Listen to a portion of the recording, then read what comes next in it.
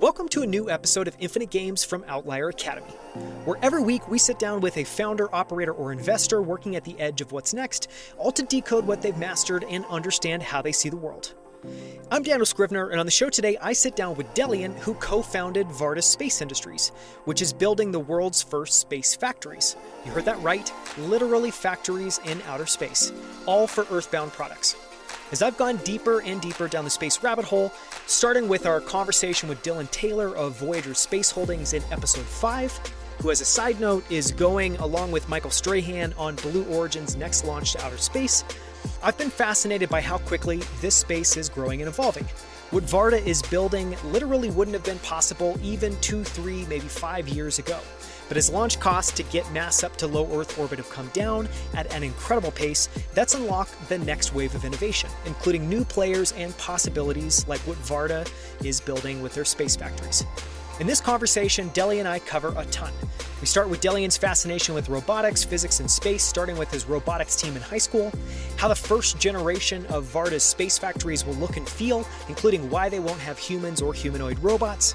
We talk about everything that an off switch for gravity unlocks from a manufacturing perspective, including some amazing data points, like how Merck found a breakthrough formulation for their new drug Keytruda, all thanks to the fact that they've been spending $15 million a year in R&D by having a manufacturing facility up on the International Space Station. We talk about all the lessons that Delian learned working and investing alongside Keith Rabois at Khosla Ventures and Founders Fund, and how that equipped him to be able to found Varda Space Holdings. And we talk about why it was important for him to recruit co-founders that were in the top 10 people in the world to solve Varda's specific problems, including how to get the space factories up into outer space and how they'd be able to actually manufacturing in space. You can follow Delian on Twitter at ZEBulgar. That's ZEBULGAR, and you can follow Varda at Varda Space. You can also find them online at Delian.io and Varda.com. For links to everything we discuss, as well as 5 resources to learn more about space and space manufacturing, visit outlieracademy.com/71 for the full show notes. And now, let's jump in with Delian. Delian, thank you so much for taking the time. I am thrilled to have you join me on Infinite Games. So thank you so much for coming on. Thanks so much for having me, Daniel. Excited. So we're going to spend today talking about a bunch of things. We're obviously going to spend a lot of time talking about Varda, space manufacturing, what that unlocks. We're going to talk about your path to co-founding Varda, which is through venture, through investing. But I thought a neat place to start would be, so I was doing research, I came across that you were on the robotics team in high school, and I have to ask about that. What was that? What was the setup? What were you working on? What was that experience like? Yeah, pre the robotics team, I used to be largely focused on competitive math. My dad was an IMO gold medalist. It's basically like the most competitive math competition that you can compete in high school. And he got the gold medal internationally. So he's literally like, for his year in high school, he was in basically like the top 8 mathematicians in the world. I was tracking towards that decently well, but sort of had this realization roughly 9th and 10th grade where I was like, I'm not going to be as world class at this as my dad was. I will be very, very, very good, but I'm not going to be like top 10 in the world. And so decided that I needed to sort of pivot my career into something that I thought I could be sort of top in the world at. Robotics and like hardware and mechanical engineering felt like that path. And so I had this sort of crazy, physics teacher in high school that I credit a lot of my like early career success to. He was literally like so bipolar that he would keep a little Dr. Jekyll and Mr. Hyde slider on his like desk so that when you came in each day, you knew like which side of the equation he was going to be on that day. But he was an incredible physics teacher. Like for his like AP physics class that I took, it was something like 25 students and like 24 of them got 5s, i.e. like the highest score that one can get. And then like one person got a 4. The average obviously in the United States is most people just get 3 out of the 5 scale, and like very few people in the class have 5. And so he was an incredible teacher, and he sort of kicked off the idea of basically our high school having this robotics team and sort of pitched me on coming to join it as being like sort of one of the early software engineers, and just like immediately fell in love. I think the first robotics competition is a really fascinating structure for like high school students to actually have to ship and build things, and like gave me such a great intuitive sense for just software deployment, actually shipping mechanical engineering, operating in a machine shop. Even 4 or 5 years later, when I took a junior, senior level mechanical engineering course at MIT, a part of it was a production engineering course where it was just basically like teaching you how to apply mechanical engineering philosophies and design to actual production engineering environments, i.e. like an Apple factory or something like that. And the fascinating thing was there's a lot of theory that I did very poorly on because I took that class when I was like a sophomore in computer science, so I knew nothing about mechanical theory. But 50% of the grade at the end of the semester was who could manufacture. It was 100 yo-yos. And the way that they would grade the class was how consistent were the yo-yos across manufacturing runs, assembly, etc. And I fucking knocked it out of the park on that. And I entirely credit to the fact that I just spent a lot of time in the machine shop from like ages like 14 to 18. So yeah, the team was Team 3006, or as our very bipolar, team founder like to call it, the Team 30-06. And we had a big old pistol as our original logo. And then eventually some of the parents were like, we probably shouldn't have that as the logo. Then eventually got kicked out of the high school because he was too crazy. And I still keep in touch with him though. He's awesome, Dan McGuire. It's funny, he had a whole generation of kids that went off to like MIT, Harvard, Stanford, etc. And then after they booted him from the school, the physics program and the robotics program, unfortunately, really deteriorated. Yeah, I don't know. I got very lucky. And I think that set me off towards the original plan in life, which was both my parents are academic PhDs, and I was going to take this robotics expertise that I had built, and I was like, okay, I'm going to go to MIT for undergrad. I'm going to go to Caltech for grad school. I'm going to work at JPL and their extraterrestrial robotics programs, work on some sort of robotic space exploration mission, work on like the Mars rover. And that was sort of life path until sort of entrepreneurship and startups took me for a wild left turn. That's an incredible story. So I'm guessing you were wildly popular and cool in high school.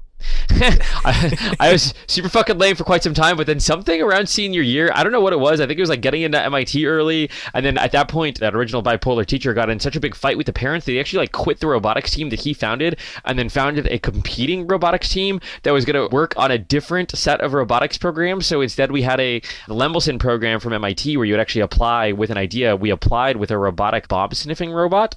And then we worked on that robotic bomb sniffing robot from within his class.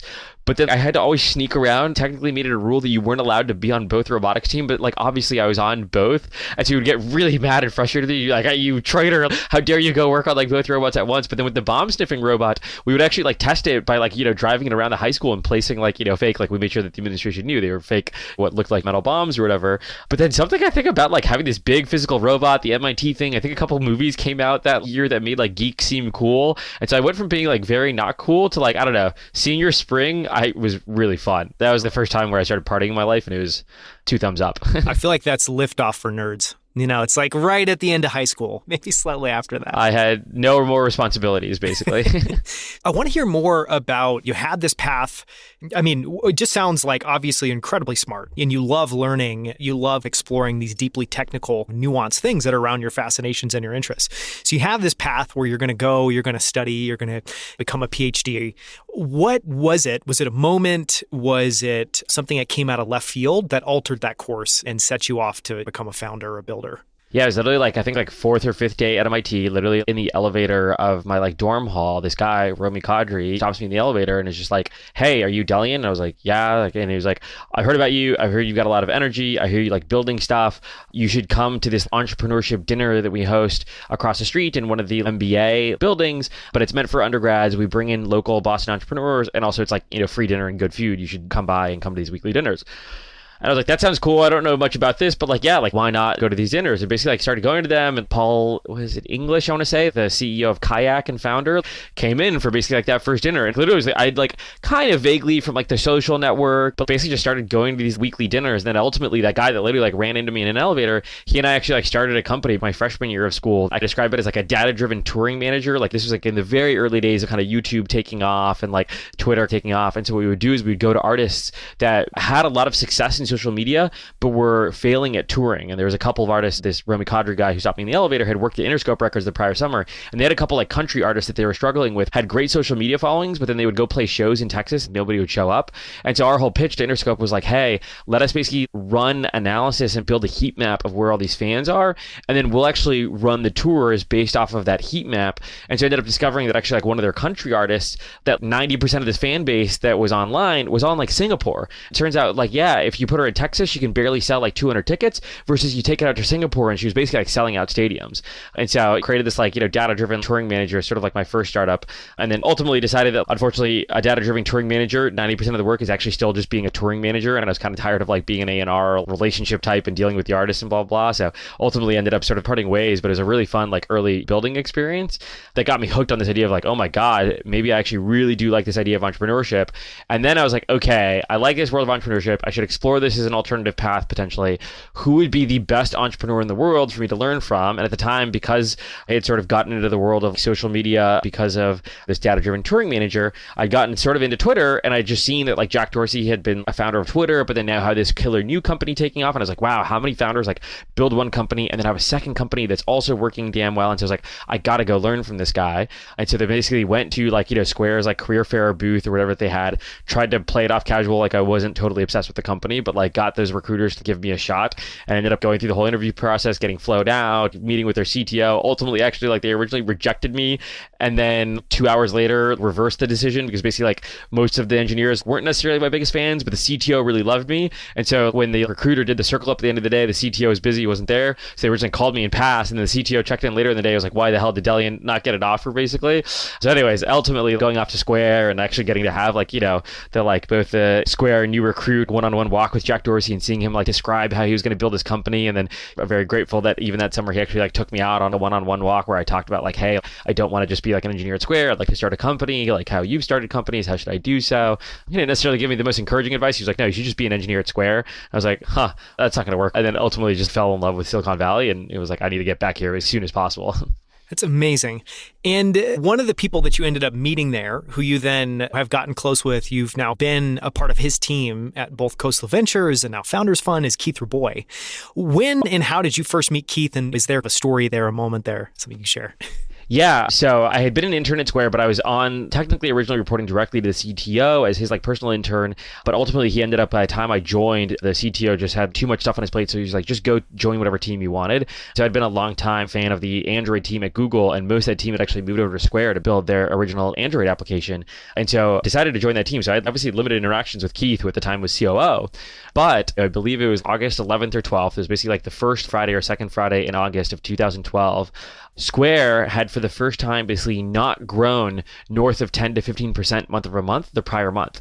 And up until then, it had been like a perfect growth curve. And of course, the entire company was freaking out because it's like, oh my God, has like our perfect growth curve ended? What do we do? How do we make sure that we keep growing?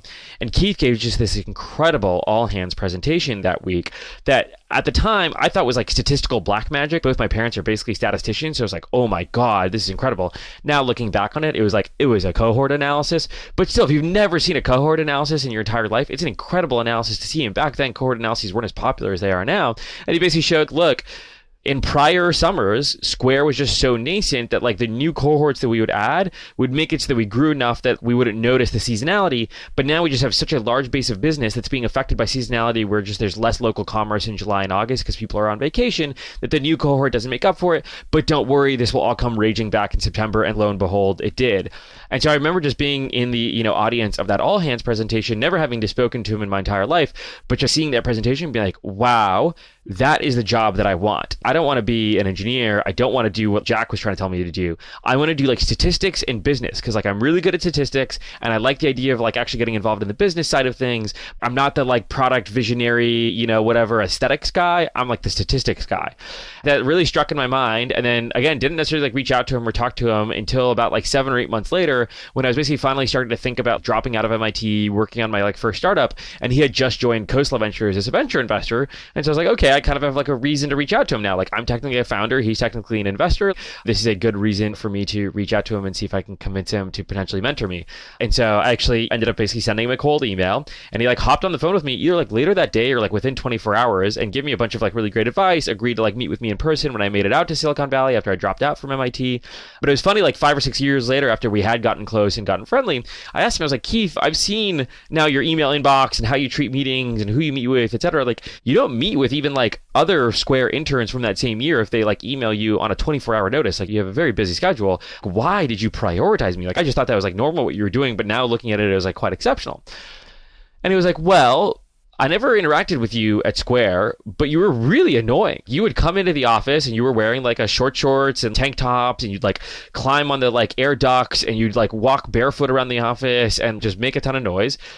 But like as COO, I would get every type of personnel complaint. And especially at Square, where everybody was like aesthetic and had their little things, everybody had complaints about everything. Somebody's desk being a little too messy, the like smoothies not arriving at the right time. Everybody complained about everything. But he's like, not a single person complained about you the entire summer that you were there. And so the conclusion that I had was like, you must have just been a brilliant engineer. Otherwise, people just wouldn't have been willing to tolerate it. And so that was why he hopped on the phone with me, was basically because I was annoying, but nobody complains. I don't know what life lesson there is in that. Maybe it's be annoying. I don't know. And then ended up meeting with him on a regular basis after that with my first company that he then angel invested in. And yeah, I've been working with closely since then. It's amazing. In that speech, how many times did he say basis points? Because I remember Square and Keith was the first time I was like, what is a basis point? Yeah, I think that took me a little while to figure out. I'm not even sure that I knew in that presentation what BIPs were. And then it became part of the lingo, honestly, like years later when I finally figured out what the hell a BIP was. I think there were people at Square that for years had no idea what that meant. And they just were like, that's fine. That's okay. I'll just let Keith and the rest of the team. You can survive. You just know that you need more of them or less of them sometimes. Yeah. They're good if it's going up. It's bad if it's going down. Exactly. That's an amazing story. This is obviously going to be jumping forward in time. One of the things that's so fun preparing for this interview is you've written a lot and you've written a lot of great stuff. And one of the things that's on your site that we'll link to in the show notes, anyone can go to, we'll spin up a link for this, but outlieracademy.com/Delian. We'll make that a redirect to go straight to the show notes. One of the things you wrote was basically 5 posts that were all lessons from Keith Rabois. Is there an origin story there? Was that at this point you had worked for years and you wanted to distill this down? What was the origin there and what were you hoping to encapsulate or be able to share? Yeah, so I originally started working with Keith more directly. So he had been an angel investor in my first company that we ultimately ended up failing and selling to one of our clients. And then I was on the Teespring executive team where he was on the board, and then eventually became his sort of chief of staff at Khosla Ventures and worked very, very closely with him at that point, 8 to 10 hours a day. And over the course of 2 years, I sort of became more effective for Keith as I started to realize that the way that he would guide various founders and entrepreneurs was more of a science than it was an art. And that the best way that I could provide leverage for his time was actually starting to basically replicate him in certain scenarios by just applying those scientific methodologies to founders and fixing their problems before they would ever have to go to Keith. And I realized basically after 2 years when we were switching venture firms from Khosla Ventures to Founders Fund, I had a little bit of time off and I realized I was like, one, I think it would be well appreciated by the public, but 2, would also provide me a lot of leverage if I just wrote down this science where it's God, I'd spent so much time helping 3 or 4 companies in a row, helping prepare for board meetings. And I was I'm doing the same thing every time. I could write this into a really good guide. And I just quickly Googled around to see if anybody had made good guides. There's some stuff online that's oh, here's a slide deck template, etc. But it's never as comprehensive as I wanted of the actual philosophy of the template and the framework. And then yes, also the slides are relevant, but how to think about how to make the slides is the much more important part. And so I kind of came up with just a set of ideas. I've had some time off between the 2 firms and I was like, Keith, I think I could distill this stuff into a science and write it out. What do you think of these various lessons? And certain lessons from him were ones that he had already very clearly articulated into a framework. So for example, I think it's lesson 3 or something like that is how to be an effective executive. That was actually just entirely based off of a management presentation that he used to do at Square on a regular basis once a quarter for new managers. And so what I asked him to do was there was one time where a portfolio company asked him to give that Square management presentation, but basically to their managers. And I basically just recorded it, turned it into an essay, etc. Versus there were other ones where how to make an effective board meeting and build an effective board. Keith had never really thought about how to distill it into a science. He just had a lot of instincts. And so I actually had to in some ways extract it from him / I had to kind of build the framework myself and then run it by him and then he'd give me some feedback, be ooh, you got some things right, but some things wrong. And so there's some of them that I would say are these are 95% just me parroting some of Keith's ideas. And there were some where it was man, some of these were weeks of deep work of figuring out how to take all these patterns that I've seen over the past 2 years and distill them into a simpler to understand framework. Maybe the other one being how to interview executives effectively. I had sat in on Keith had interviewed probably 30 CFOs, 30 VPs of E's, 30 VPs of sales over the course of the 2 years that I'd worked with him. And I was there's actually a pattern, and this is objectively, in my opinion, the best way to interview an executive after seeing him do it over and over. And again, it was one of those things where I had to explain, Keith, is this what you're doing when you're interviewing executives? Is this the framework? And then he'd sit there for a little bit and be huh, I'd never thought about it, but yes, that is my framework, but I'd never really like explicitly thought about it. I just did it off of like, instinct or like habit in some ways. Those original essays actually were what made my at least like media profile, Twitter profile, etc., go viral. I've been meaning to at some point re-highlight them now that I've got a little bit of like a larger presence, since like when Varda was building its first board deck, the first thing I did was like, I don't remember the lesson.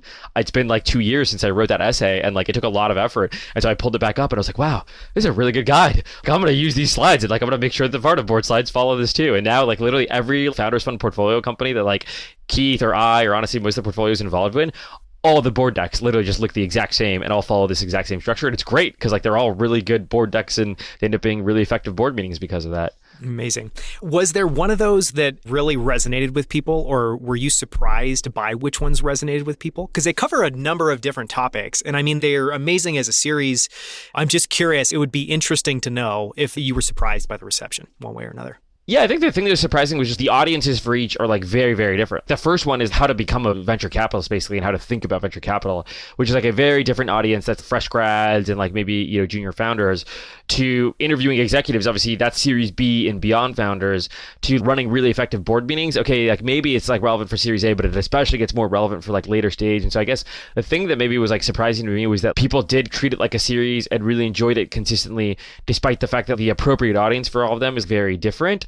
And then, yeah, I guess maybe the surprising thing now, 2.5, 3 years later, is that the board meeting one is the one that by far has given me the most benefit. Because if you can think about it, I've had Series D hyper successful founders reach out to me and be like, yeah, I based my board decks all off of that. It's a very niche and narrow audience of people that are preparing board decks, but the ones that do find that guide to be very useful have been like extremely sort of like, valuable, connections. So I guess like the surprising thing has also just been like the staying power of, I guess, we're coming up on almost like 3 years from the publication.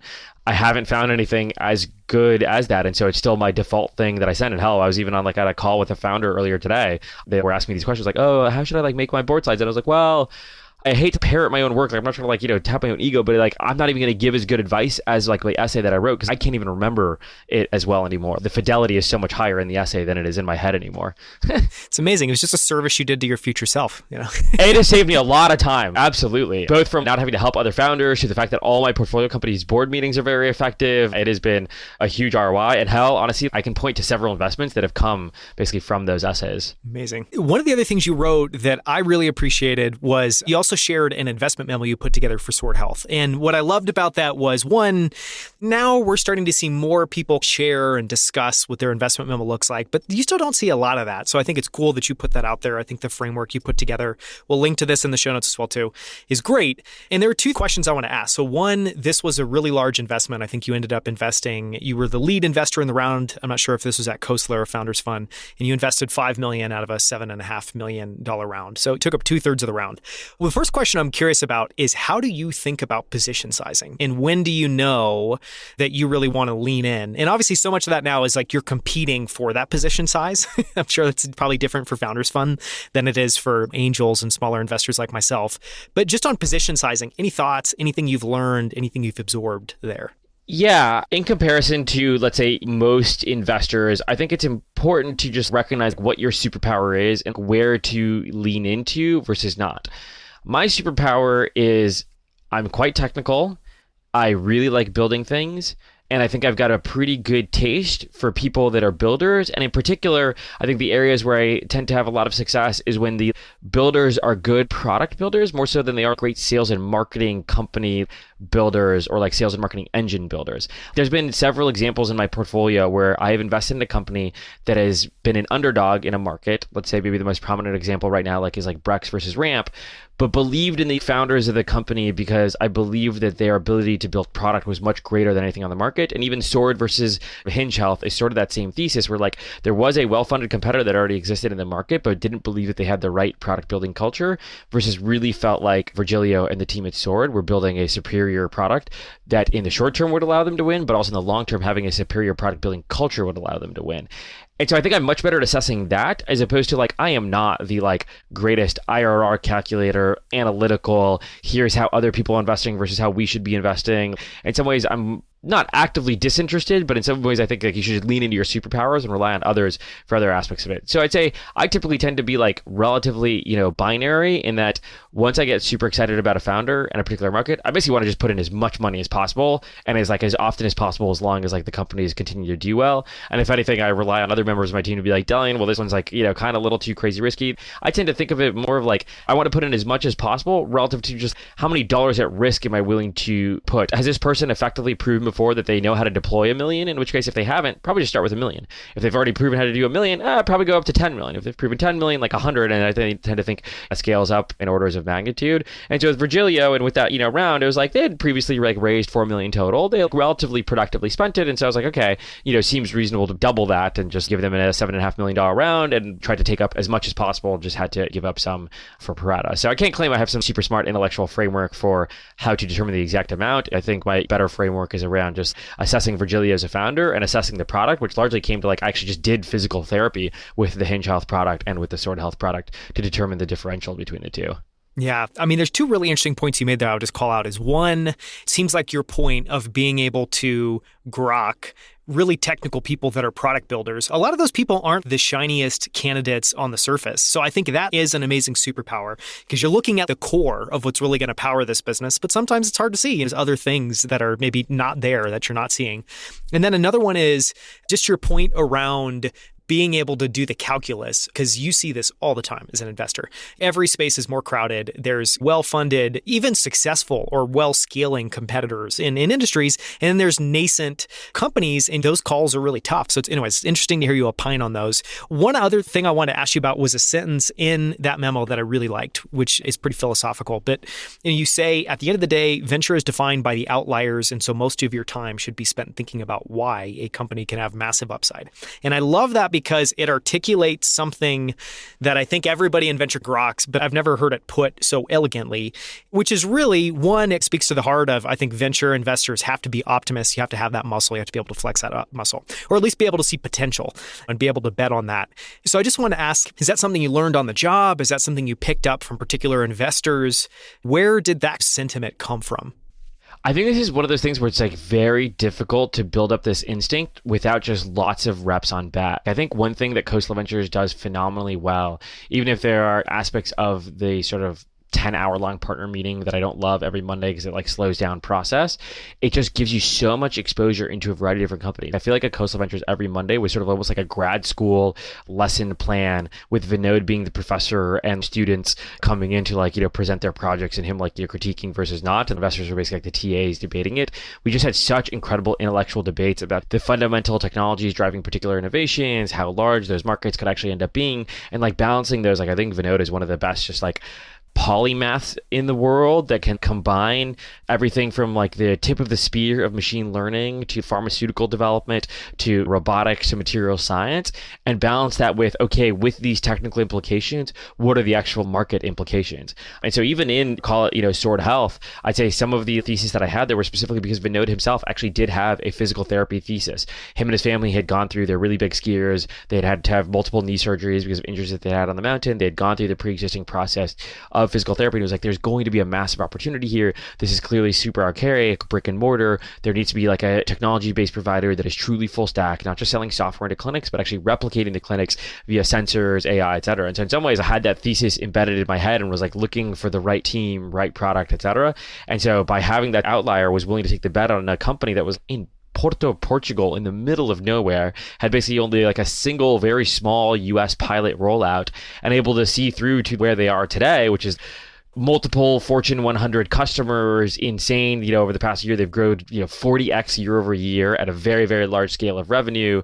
I've raised now many, many rounds of venture funding, obviously, since that original Series A. Have a massive team in the United States that does, all the sort of rollouts and customer success. And they've treated now, I think it's like on the order of like 10,000 patients in the US. And obviously that's growing exponentially. That investment that I made was, not that long ago. It's like 2.5 years ago.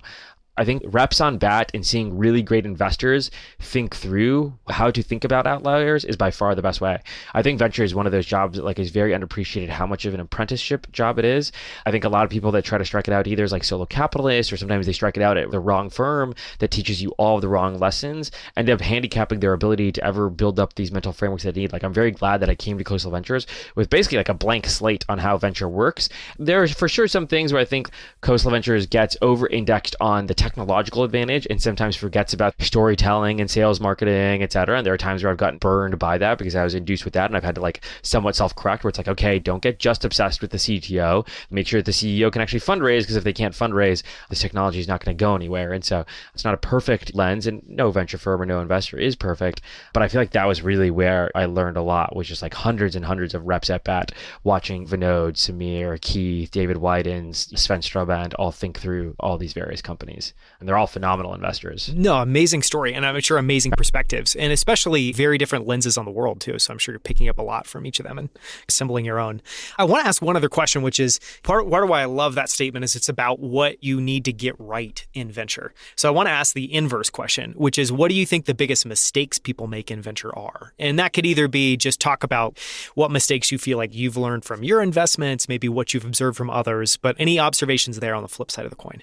I think a lot of both investors and founders make this mistake of shying away from the biggest risks in a business by thinking you can make steady incremental accomplishments that will eventually allow you to tackle the biggest risk. And that instead, that is like the worst way to think about businesses. Instead, you should be stack ranking the risks that could potentially kill your business and taking on the biggest risk first at the earliest stages of the company, not trying to wait until later stages. Because it turns out if you wait until the later stages and the biggest risk didn't work out, then your unit economics don't work, the entire thing effectively falls apart. And so I think that's by far the biggest mistake the founders make and then investors make by not necessarily assessing that. So as much as I do believe most of the job of an investor is thinking through what is the upside if this works and making sure to realize how large it could be, i.e. like, yeah, could the crazy Portuguese team actually have a shot at becoming a multi-billion-dollar company? Like, yeah, they could potentially treat all of MSK in the United States, and that's bigger than all of oncology combined. That is a massive, massive market that they could go after. But you do need to also think about, okay, well, what are the biggest risks to this business? And do the founding team members have the expertise necessary for the core risks? So maybe to like fast forward in some ways to Varda, because it's also how I thought about like building the team around Varda for the incubation, was there are 3 core risks for building a space factory. 1, getting the financing that you need because it's a capital intensive business. 2, you need to be able to actually produce things in microgravity. And 3, once you produce them, you need to bring them back down. So the ideal founding team for something like Varda would have world-class people across all of those 3.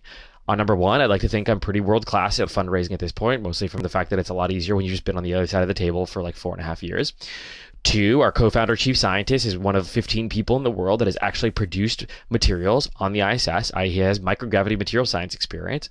And then 3, our co-founder and CEO, Will, has been a lead hardware engineer on the crew in the Cargo Dragon and been head of mission control for 8 of the Cargo ISS missions. So he's also 1 out of 15 people in the world that has expertise in bringing things back down from space. And so I think that's the mistake that some co-founding teams make when they're like forming their team with. They'll think about, oh, well, I should just like co-found my team with like people that I'm friendly with or prior coworkers. And it's like, no. If you want to create a world-class company, you need to get world-class people at the core risk areas of your business, even if that means that they're not necessarily your like best buddy from college or something like that. Because I think what people underappreciate is if you actually study over the past decade the various like IPOs that have been created or that have happened from venture-backed companies, and you look at the amount of time that the founders knew each other before co-founding the company, there's effectively no correlation between like amount of time knowing each other and likelihood or percentage chance of getting to IPO. And so I think people have this artificial view in their mind of they teach you in college like, oh, there's co-founder risk, make sure it's somebody that you really, really trust. And it's like, no, trust is not what makes successful co-founding relationships. Having the world-class skill sets that you need to succeed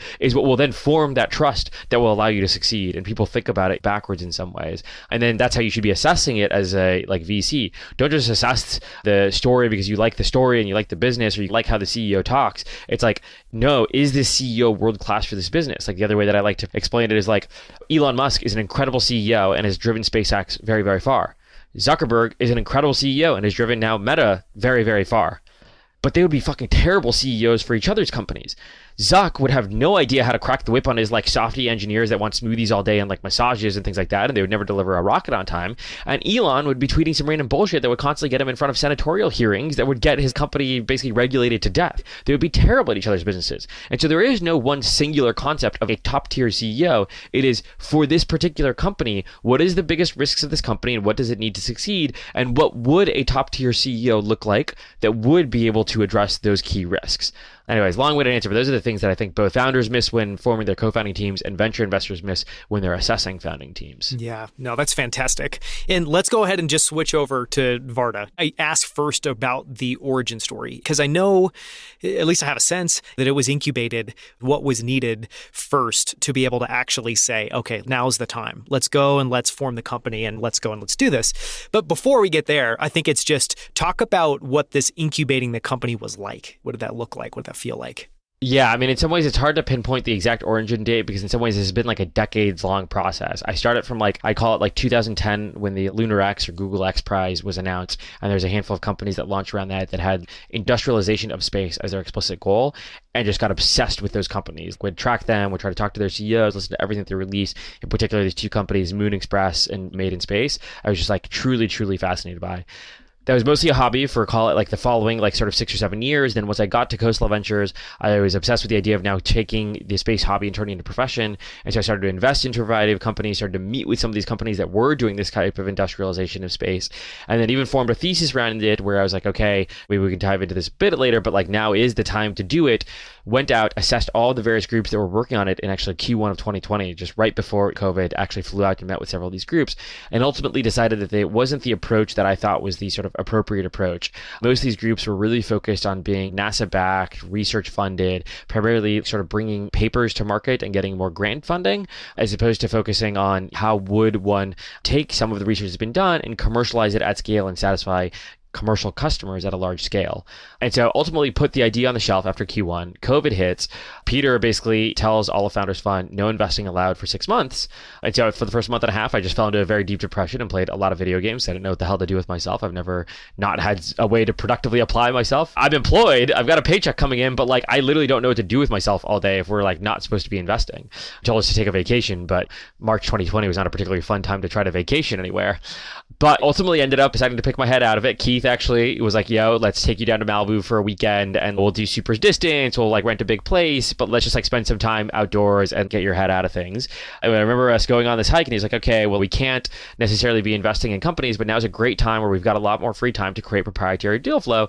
Let's incubate companies, since that's something that I did with great success with Open Door. It now feels like a moment where we have some free time on our plate to do so. We should both try to incubate a company. And so he's like, Delian, like, what would you incubate? And I was like, well, the only thing that I would ever do and have the motivation for, because I have the PTSD for my first company failing, and that was such a pain in the ass, I would only be willing to do it for like a space company. And so he's like, oh, interesting, and maybe I would do something that's in the relation of Open Door, but I'll make it rhyme and call it Open Store or something like that. Which is what he's doing. Yep. Exactly. And so came back from that weekend being like, maybe I should do it. And then basically Biden announced one of his stimulus check plans. And I remember I tweeted this very particular tweet that was basically like, Fed prints money, interest rates are down, lots of cash is flowing into the system, equities go up like crazy, therefore venture returns like crazy, therefore LPs get lots of liquidity, therefore they drive all those dollars back into venture, therefore venture investors have crazy amounts of cash and are looking to invest into companies, therefore it's the best fucking time in the world to start a deep tech, capital intensive space company. And I hit tweet, and then I looked at it like 3 or 4 minutes later, and I was like, oh my God, I know what I have to do. I literally have to follow this guide. Keith told me I need to start a company. It is the best time in the world to start a deep tech, capital-intensive company, and I already know the exact idea. It's the thing that I was so frustrated by in Q1. I know how to do it correctly. The thing that I need to do correctly is move this work off the ISS. I need to make this so that it's an independent space factory, not dependent on NASA, not dependent on a research platform. That way we can send it up, send it down at any scale that we want to, at any cadence that we want to. And I was like, okay, time to start recruiting the co-founders. And I remember turning to like my girlfriend at the time, now she's my fiance, and saying, okay, I'm only willing to do this given that I know the hellhole that it is to build a company if I do get the top tier people in the world to work on this for these appropriate skill sets. And I did articulate, I need somebody that knows microgravity manufacturing, and I need somebody that has worked on re-entry vehicles, but has enough leadership and expertise and a cadre of people that would move over from SpaceX with them to come work on this with me. And I were telling her, I was like, there's no chance. There's like 15 of one, 15 of the other in the entire world. The fact that I can actually find them, that they're available, that we get along, that founder equity splits work out, no freaking chance. And then lo and behold, sort of 3.5 months later, I told my girlfriend, I was like, I kind of feel like I'm staring down the double barrels of a shotgun and it's in my mouth and I'm like choosing to fucking pull the trigger. But I feel like I kind of have to because I did find those two people and like I can't not do it now that I have them. I literally felt compelled to do it. And that was when I was like, this feels very different than my first company. My first company, I kind of forced myself to do it. This one, I'm terrified to do. I do not want to do it. It's going to be terrible for my mental health, but I'm like, I have to. I don't have a choice. I have to do it. It's amazing. And I love that the metaphor for founding a company is you have a shotgun in your mouth. And you're choosing to pull the trigger. It's terrible. You're blowing your fucking brains out for like years on end. I spend less time with my fiance. I sleep less. My physical health has deteriorated. It's what it takes to bring, space factories, to life, and they are worth the sacrifice. We're going to dive into a bunch of fascinating details, so I want you to scratch the surface of in just a second. But first, I just want to talk about what was needed for Varda to be viable. And obviously, the biggest component there, I'm guessing you're going to touch on, is that the cost of sending mass to space needed to come way, way, way down.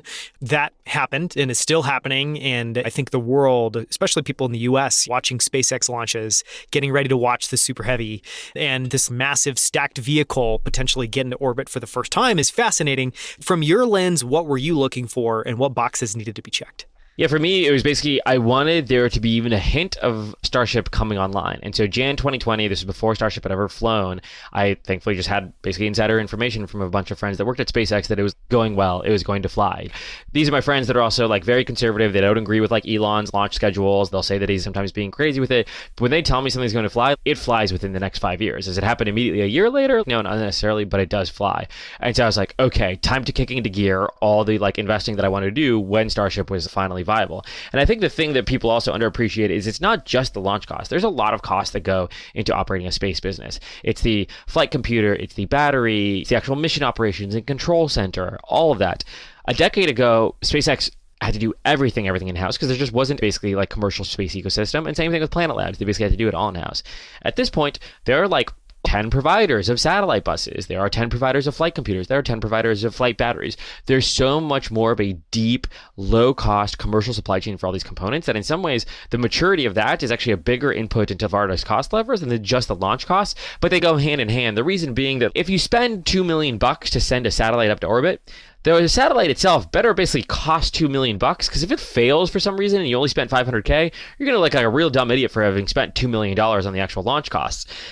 But when launch costs are $10K, and if you're spending $2 million on a satellite, you might as well just send up 20 satellites that are $20K each. And even if like half of them fail because they've got cheaper components, it's still like way cheaper than the $2 million satellite. So in some ways, these two things are relatively tied together. But I think one thing that, sort of the public maybe underappreciates is it's not just these launches getting more consistent, but there's just like a lot more manufacturers of this type of space-based equipment that makes this stuff a lot cheaper. And I'd say the fact that the ISS research over the past decade has gone and become much more mature. A decade ago, there's only a very small handful of experiments that have been done on the ISS, versus now Merck, a pharmaceutical company publicly traded, spends $15 million a year doing microgravity experiments, and they've actually reformulated a like drug that is on the market based off of microgravity research that they did on the ISS. Keytruda was a drug that previously had to be a 12-hour long IV. You'd have to go to the doctor's office, sit there for 12 hours. Through reformulation that they did in the microgravity environment on the ISS, they managed to turn that drug from a 12-hour IV into a single dose injectable, i.e. you just go to the doctor's office and you get a syringe pumped into you.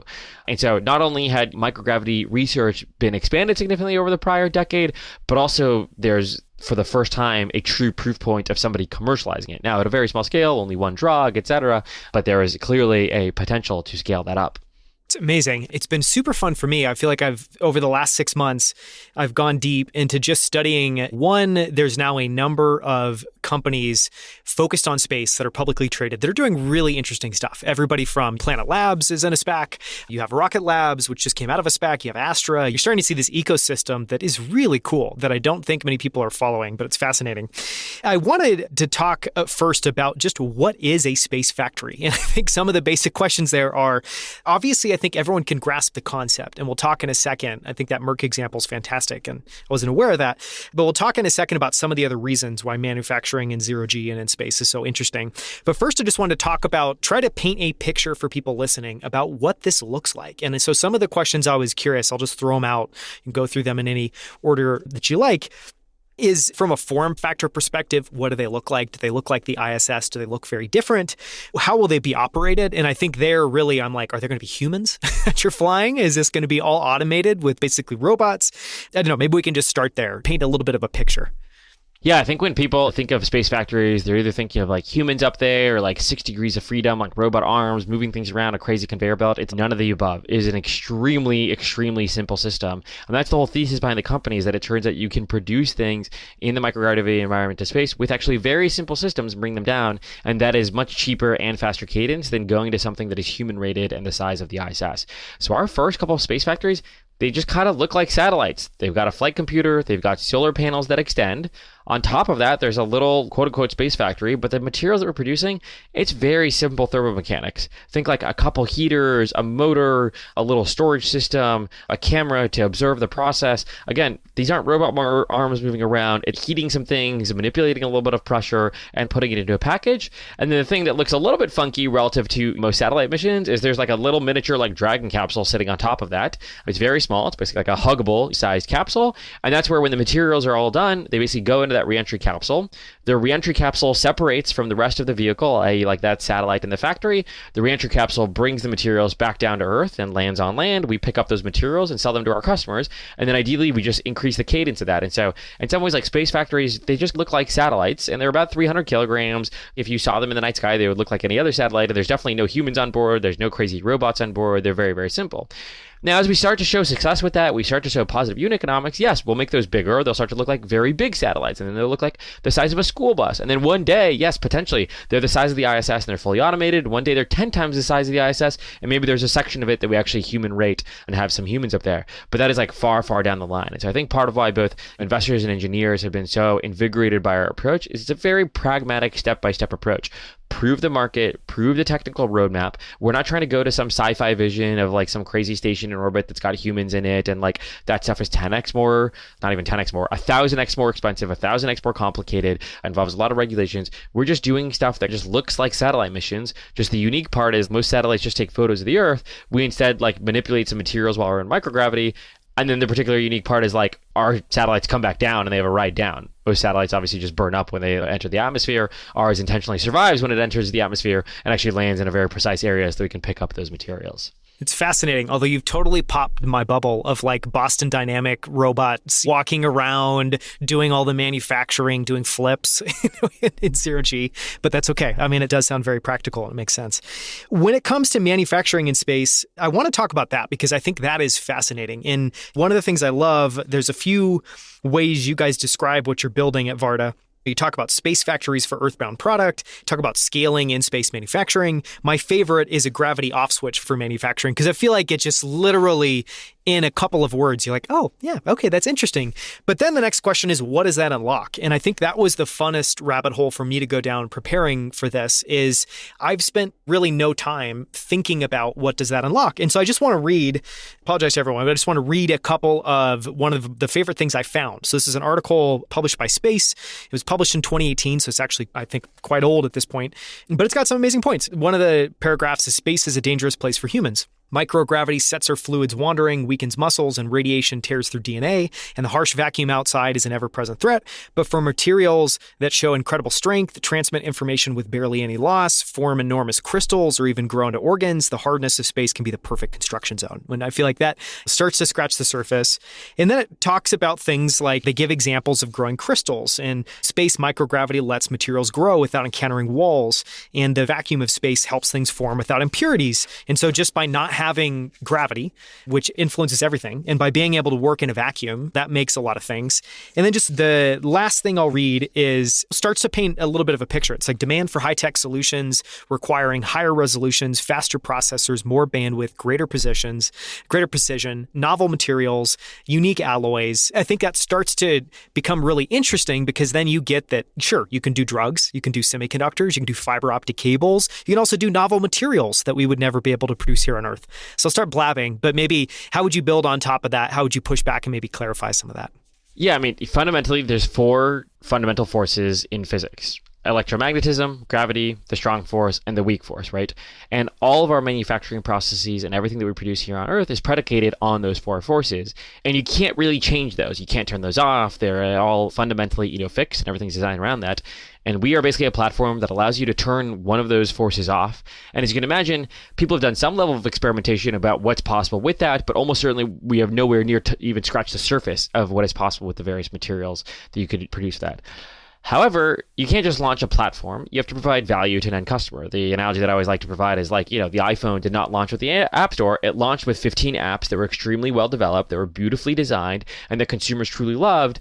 And then a couple generations in, they launched the App Store once they had proven the value of the platform. And so that's what Varda's focus on today is like, yes, I think there's going to be a wide array of materials that are produced, but we're focused on one or two initial applications that are based off of work on the ISS that is the most scientifically de-risked and has the simplest sort of thermo and mechanical hardware environment so that we can produce that in a way that doesn't require 6 degrees of freedom, doesn't require crazy robot arms, can be done with reasonable unit economics, and then most importantly, actually has value to customers down here on Earth that could potentially actually make the unit economics of a space factory possible. And so when we're considering that trade study of all of the materials that have ever been researched, one of the most important high-level ones is relative to any process that you have on Earth for producing this or relative to other materials that you can compete against, how much value does this provide to the end customer? And there's a lot of materials that I think are very fascinating. So for example, people have shown work around improving the capabilities of semiconductor wafers.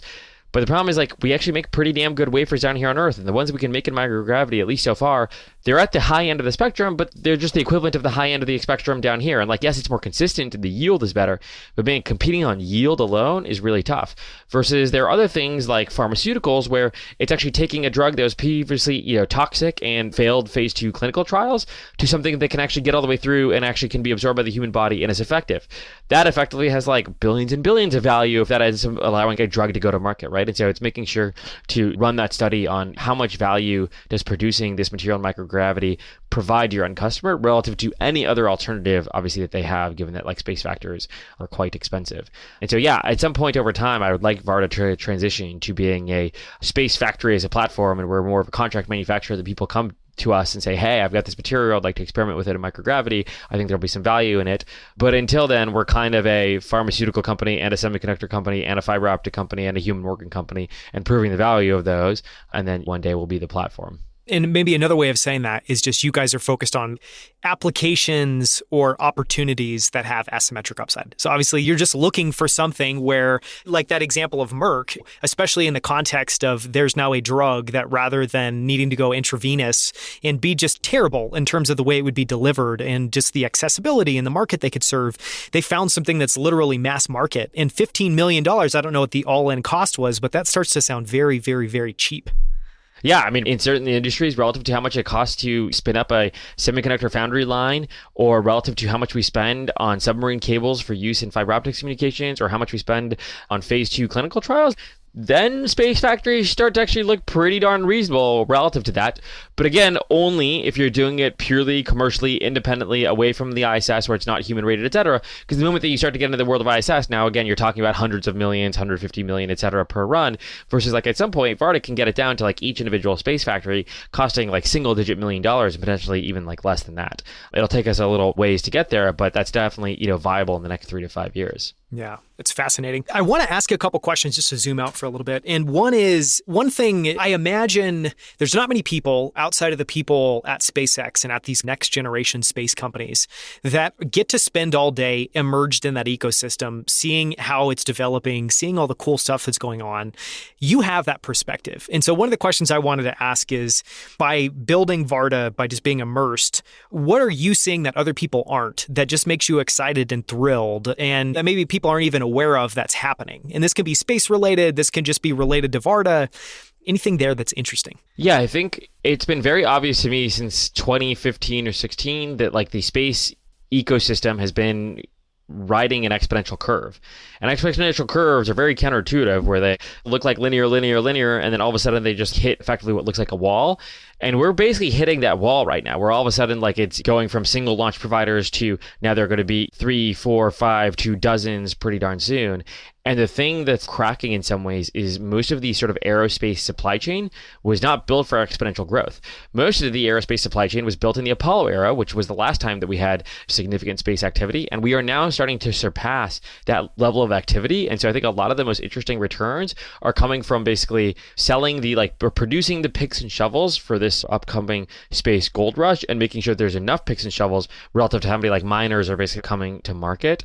That's where a lot of my investing outside of Varda focuses, as well as what are these, what I call like next generation use cases that isn't just like sending up a satellite to observe the Earth or communicate the Earth, but what are these next generation use cases that are now actually viable because launch costs are so much lower? Things like orbital servicing, things like orbital refueling. Eventually, as Varda starts to succeed, rather than us constantly call it bringing water from Earth up to our space factories to be utilized in the manufacturing process, Earth's in a pretty deep gravity well. The moon's close by and has much less of a gravity well. And so one thing that I always get excited about with Varda is the like downstream implications of the business models that then become venture backable if we succeed. I can't in good faith right now back a lunar ice mining company, but 4 years from now, I could back a lunar ice mining company because like I'll buy that ice. I'm the customer. Versus right now, you go get a bunch of ice. Who are you selling it to? There's nobody like, what, you're going to sell it to the ISS? Yeah, they like consume some amount of like ice and water, but not that much. Versus Varda would consume a lot of ice potentially.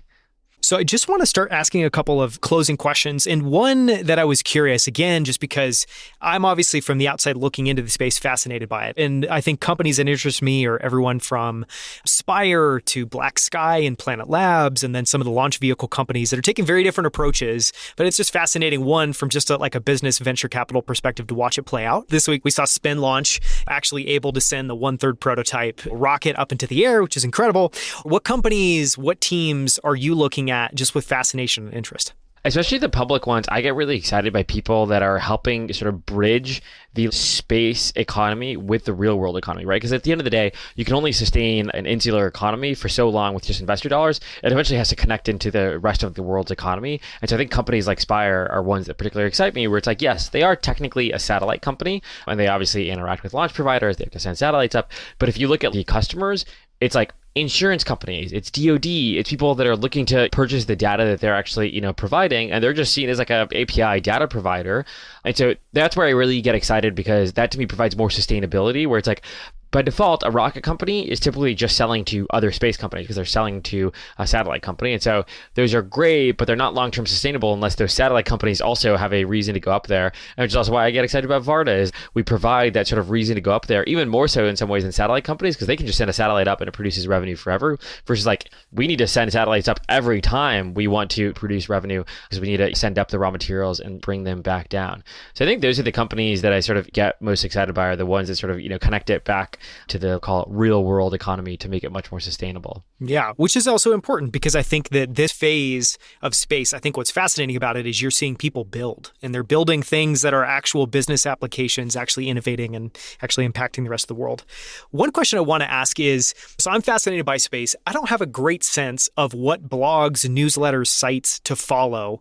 So I wanted to ask, and this may be something where you're like, no, I don't really do any of that. I get enough of that in my day job. But is there any resources you would point people to? People that are fascinated in space, want high quality newsletters, sites, blogs, whatever it is. Anything to share there? Yeah, no, I actually think one of the best ways to learn about space is just inundate yourself with the people that cover this stuff quite regularly. So my favorite newsletter that just switched from doing a weekly newsletter to now daily, and I, pretty religiously read at the top of each day, is Payload Space. They're really great. Just like overview of the space industry. They dive into the actual details. Basically, every CEO of a space company is willing to chat with them because they're by far like the just biggest insider and most regular producer and super friendly. And then there's a variety of mainstream publications that have really great journalists that are focused on space. So Michael Sheets at CNBC, Lauren Gersh at Verge, and then you also have folks that are at space-specific agencies like Space News, and like Jeff Faust over there is particularly great. So I've really enjoyed following all those various journalists on Twitter. Ashley Vance as well, although less day-to-day active, but does some great, more editorial type of quarterly long forms.